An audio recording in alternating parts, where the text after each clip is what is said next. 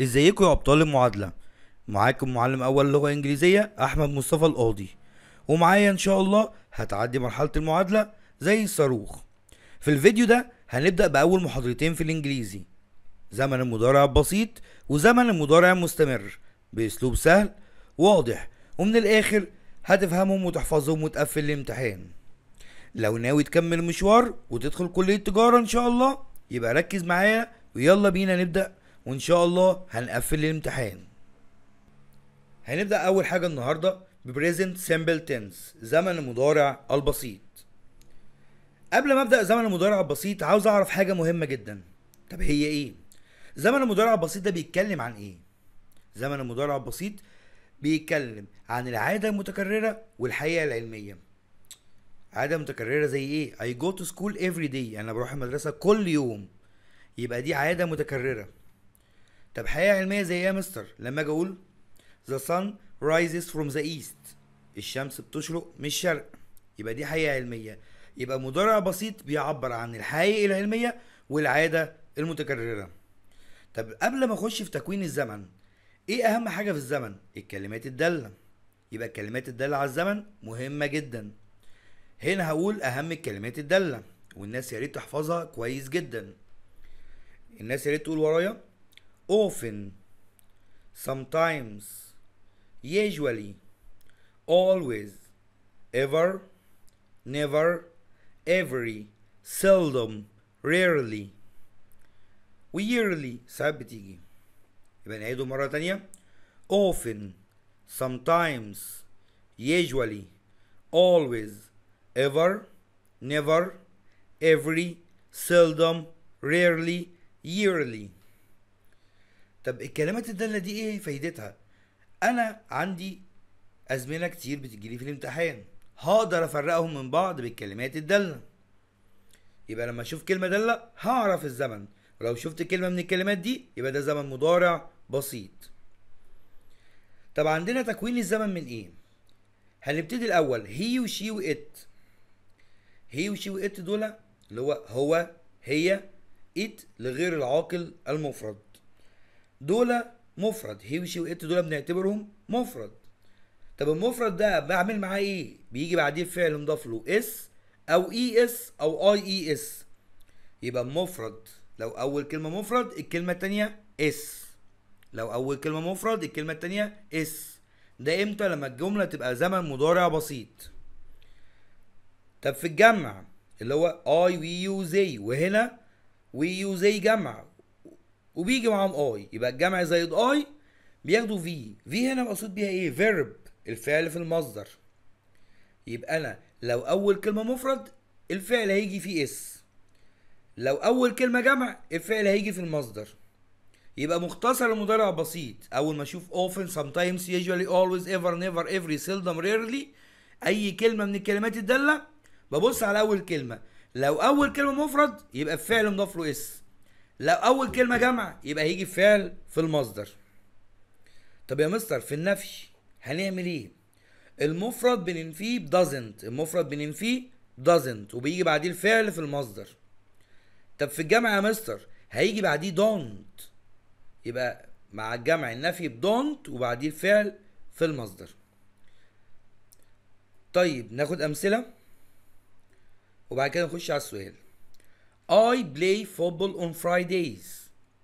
هنا I play، ليه هنا جه play فعل في المصدر؟ عشان I، لان احنا قلنا الجمع زائد I بياخدوا الفعل في المصدر.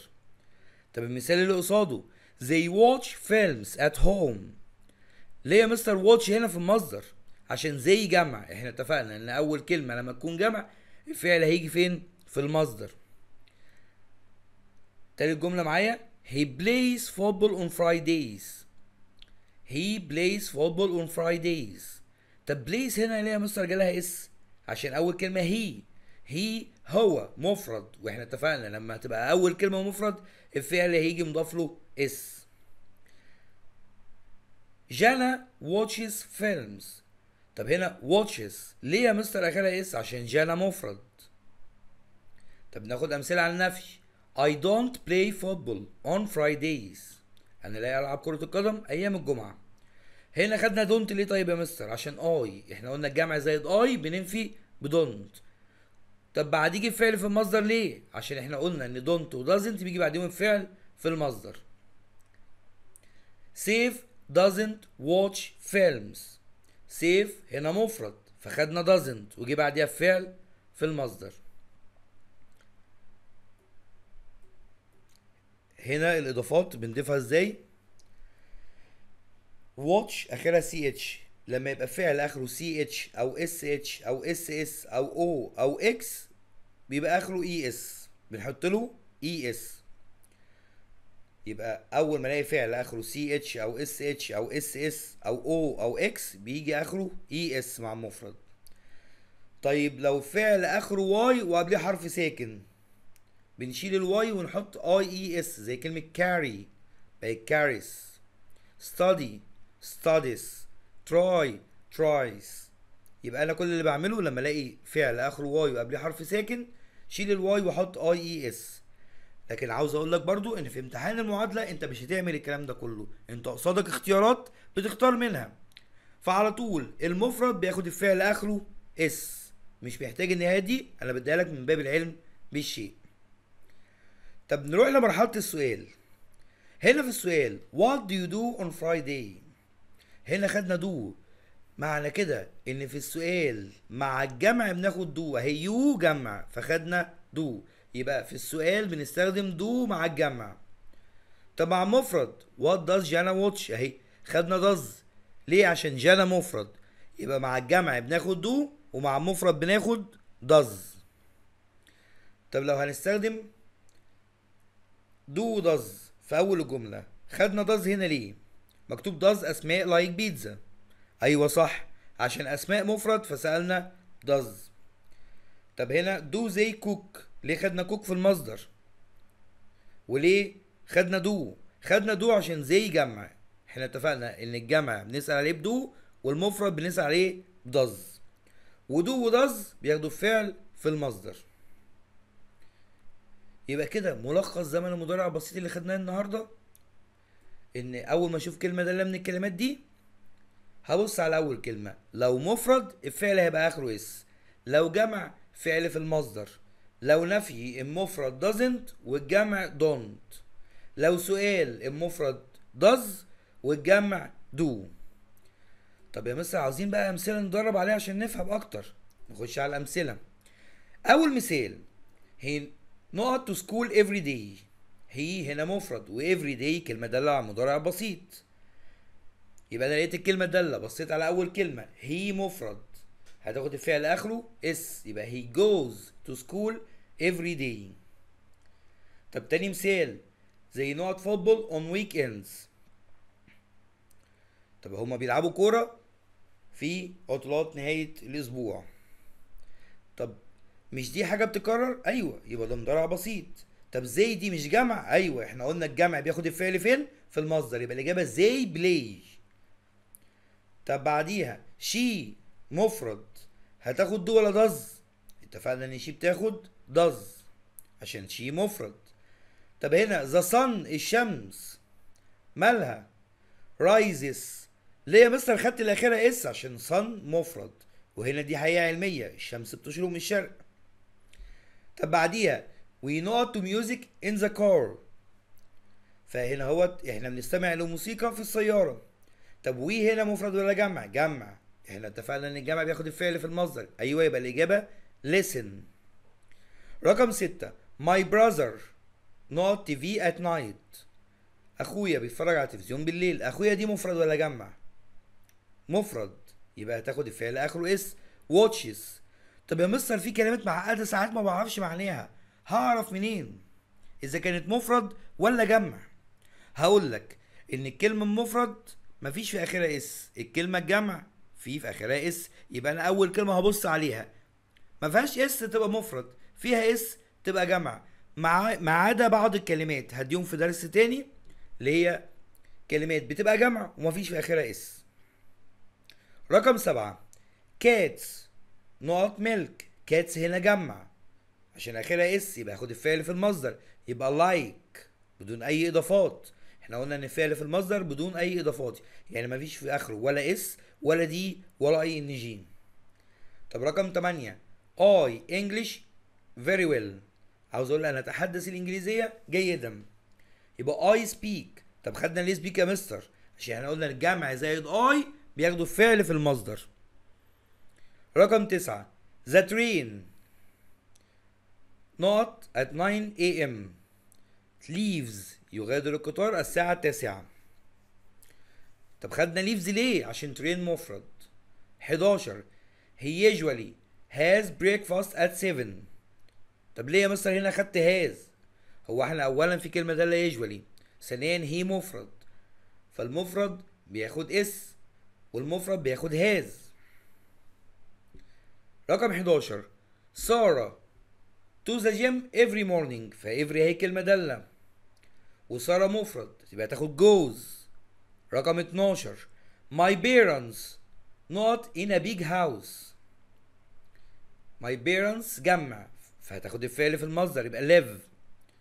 رقم 13 توم مفرد يبقى تاخد اس يبقى wash. رقم 14 you جمع يبقى تاخد الفعل في المصدر run. رقم 15 she مفرد يبقى تاخد الفعل اخره اس drinks. 16 birds جمع يبقى تاخد الفعل في المصدر fly. 17 the baby مفرد يبقى تاخد الفعل اخره اس يبقى cries.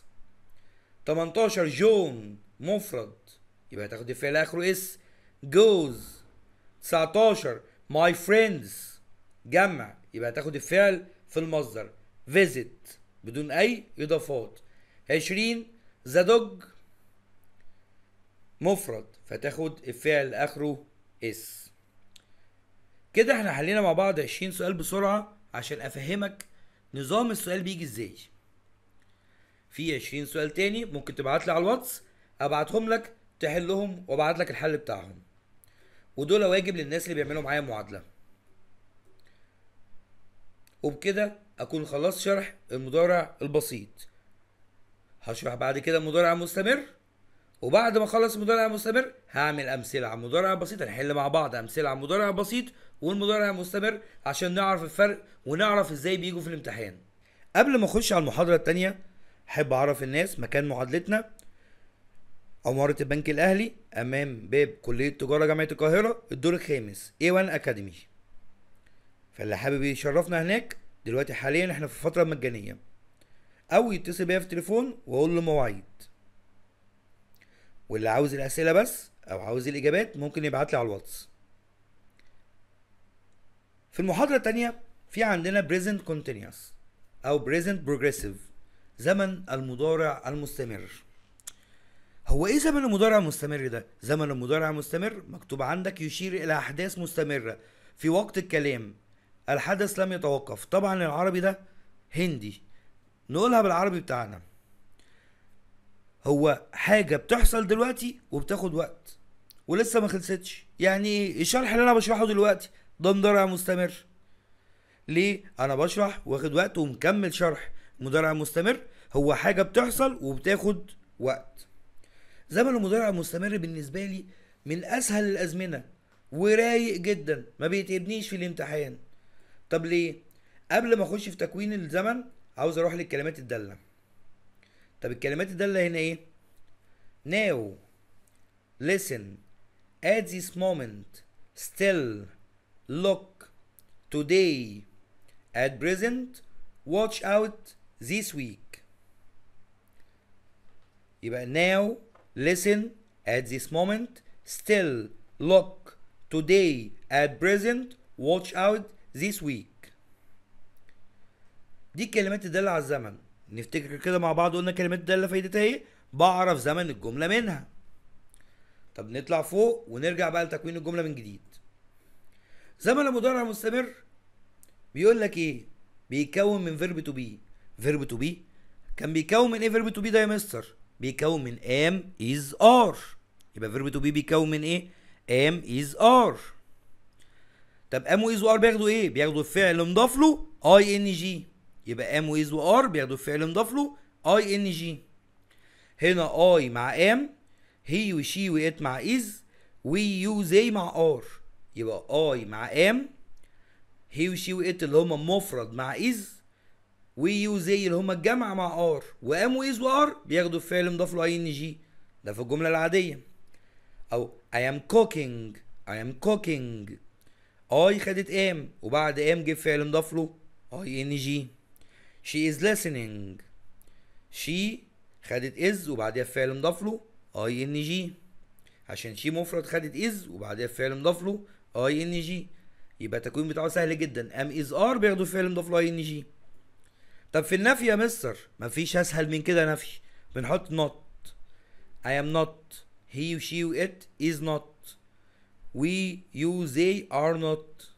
يبقى كل اللي هعمله هحط لهم not وبرده بعديهم الفعل مضاف له ing. she isn't doing anything at this moment. يبقى she خدت isn't وبعدها الفعل مضاف له ing. يبقى ده ملخص النفي.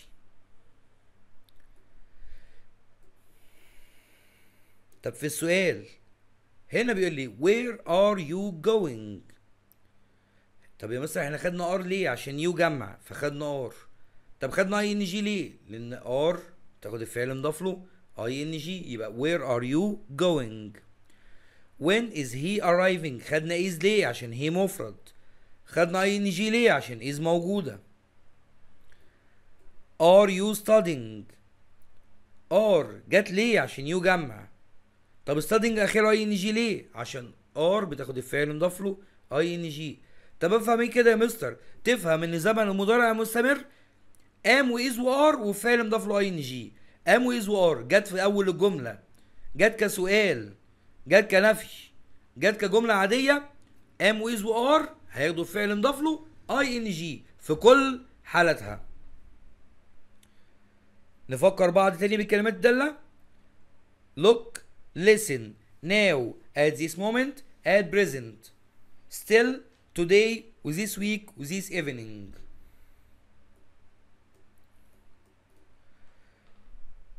كده هنخش على الأسئلة. برضو في 40 سؤال هحل معاكم 20 وال20 التانيين واجب. وانا بحل بسرعة شوية او بشرح بسرعة شوية عشان الفيديو يكون قصير، وحاولت على قد ما اقدر اخلي الفيديوهات مساحتها صغيرة عشان الناس ما تستهلكش نت كتير. رقم 1 she to the radio right now. now كلمة دالة على مضارع مستمر اهو لقيتها اهو. هبص على اول كلمة she مفرد بتاخد is وبعديها فعل مضاف له ing يبقى she is listening. طب بعديها I وموجود at the moment. my homework at the moment. at the moment كلمة دالة على مضارع مستمر يبقى am او is او are وفعل مضاف له ing. طب هنا في I واحنا اتفقنا ان I بتاخد am يبقى I'm doing my homework at the moment. خدنا am وفعل مضاف له ing. طب they in the garden now. now كلمة دالة على مضارع مستمر وزي جمع فهتاخد are يبقى they are playing.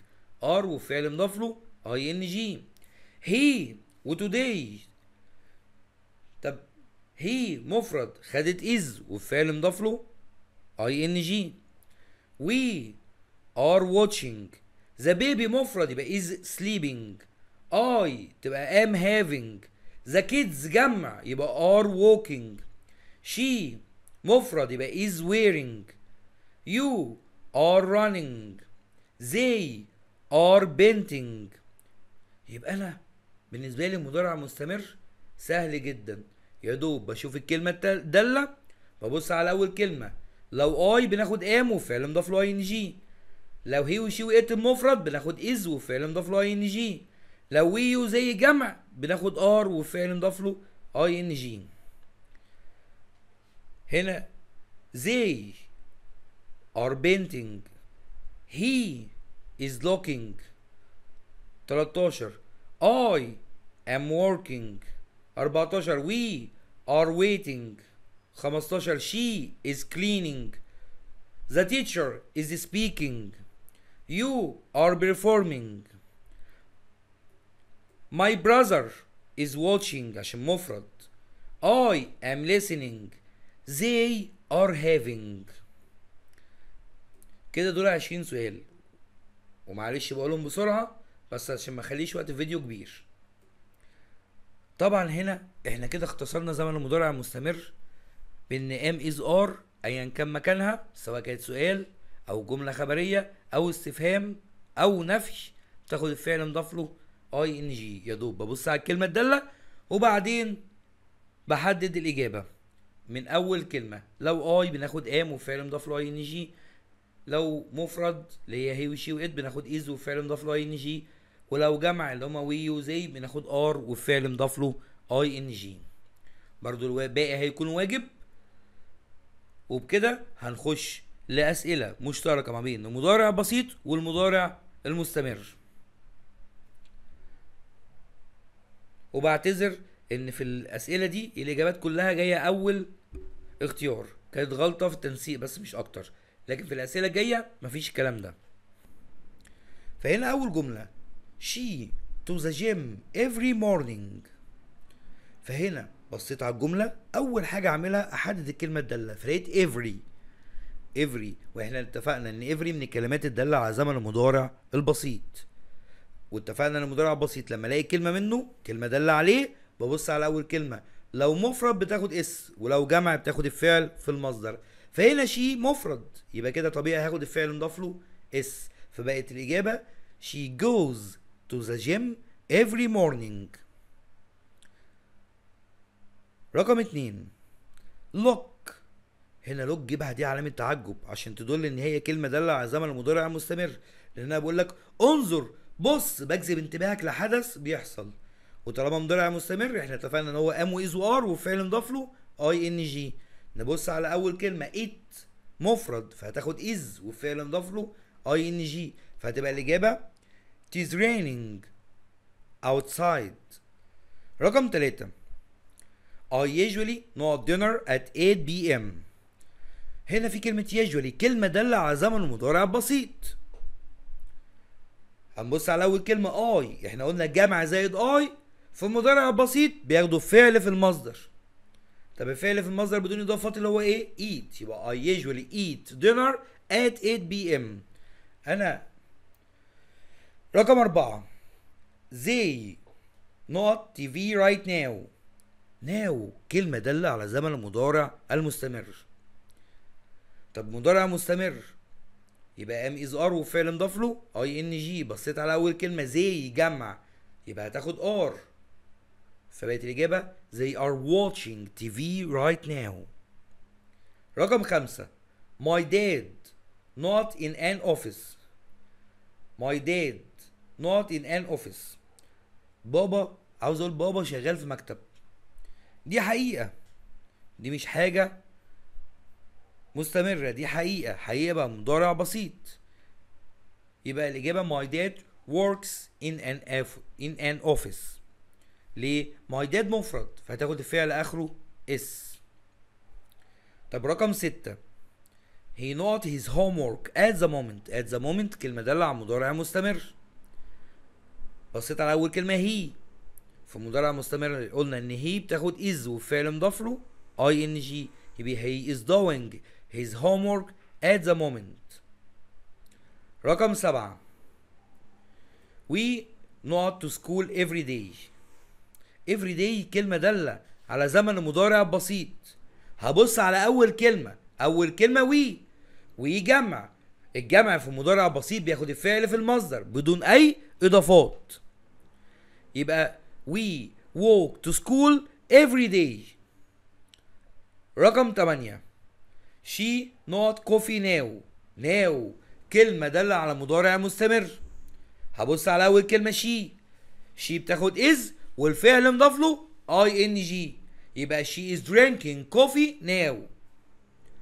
رقم 9 I a shower now can you wait. هنا كلمة ناو كلمة دالة على زمن المضارع المستمر.